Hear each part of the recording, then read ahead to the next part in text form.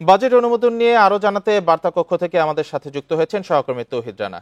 রানা, আগামী অর্থ বছরে বাজেটে উপদেষ্টা পরিষদের বৈঠকে অনুমোদন দেয়া হয়েছে। কেমন হলো মোটা দাগে এবারে বাজেটে? এরপর আর কি কি আনুষ্ঠানিকতা আছে? হ্যাঁ, গত 2 জুন জাতীয় বাজেট ঘোষণা করা হয়েছিল। প্রস্তাবিত বাজেটটি অর্থ উপদেষ্টা এবং 7,90,000 কোটি টাকার বাজেট দেওয়া হয়েছে অন্তর্বর্তী সরকার, এবং এবারই সবচেয়ে কম আকার ধরা হয়েছে। বাজেটের আকার কমিয়ে এবার 7,90,000 কোটি টাকার বাজেট দেওয়া হয়েছে, 5,000 কোটি টাকার কমিয়ে ধরা হয়েছে। অর্থাৎ এটি এবারই প্রথম ঘটনা যেটি হচ্ছে বাজেটের আকার কমানো হয়েছে। এছাড়া বাজেটের যে সকল বিষয়টি সবচেয়ে বেশি আলোচনা হয়েছিল, বিশেষ করে অন্তর্বর্তী সরকারের সময়, অন্তর্বর্তী সরকার আপনি জানেন যে তারা হচ্ছে দুর্নীতির বিরুদ্ধে একটি পদক্ষেপ নিচ্ছে বিভিন্ন ক্ষেত্রে, বিশেষ করে কালো টাকা সাদা করা এবং হচ্ছে পাচারের অর্থ ফেরানো। এই বিষয়গুলো নিয়ে যখন আলোচনা চলছিল তখনই কিন্তু বাজেটে এই কালো টাকা সাদা করার বিষয়টি কিন্তু চলে এসেছিল। অন্তর্বর্তী সরকার যেহেতু দুর্নীতির বিরুদ্ধেই অবস্থান নিচ্ছেন এবং পাচার করা অর্থ ফেরত আনার বিষয় এবং দুর্নীতির টাকা উদ্ধারের বিষয়ে তাদের যে বেশ কিছু উদ্যোগ ছিল, তখনই যখন বাজেটে কালো টাকা সাদা করার সুযোগ দেওয়া হয়েছিল সেই বিষয়টি নিয়ে কিন্তু ব্যাপক সমালোচনা হয়েছিল।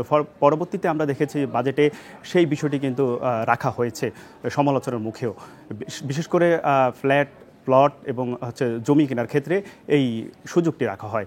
পরে সমালোচনার পরে এবার কিন্তু আমরা আজকে দেখেছি যেটি হচ্ছে কালো টাকা সাদা করার যে সুযোগ সেটি কিন্তু বাতিল করা হয়েছে। এটি একটি বড় ধরনের পরিবর্তন, আলোচনা সমালোচনার পরেই কিন্তু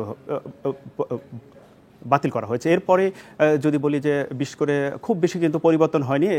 বিশেষ করে হচ্ছে আমরা দেখতে পেয়েছি যে আমদানির ক্ষেত্রে চোখের যে লেন্স সেটির ক্ষেত্রে আমদানি শুল্ক 5% একটি প্রস্তাব করা হয়েছিল, সেটি কিন্তু বাতিল করা হয়েছে এই বাজেটে।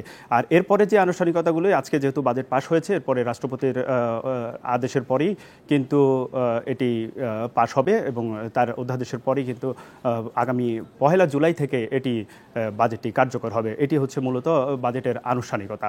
আর আপনি জানেন যে এবারই আমি যেমনটা প্রথমে বলছিলাম যে 5,000 কোটি টাকা বাজেটের আকার কমানো হয়েছে এবং বাজেটের প্রবৃদ্ধি ধরা হয়েছে 5.5% এবং রাজস্ব আয়ের যে একটি লক্ষ্য সেটি হচ্ছে এবার বিশেষ করে রাজস্ব বোর্ডের হাতেই কিন্তু সবচেয়ে বেশি এটি বর্তানো হয়েছে।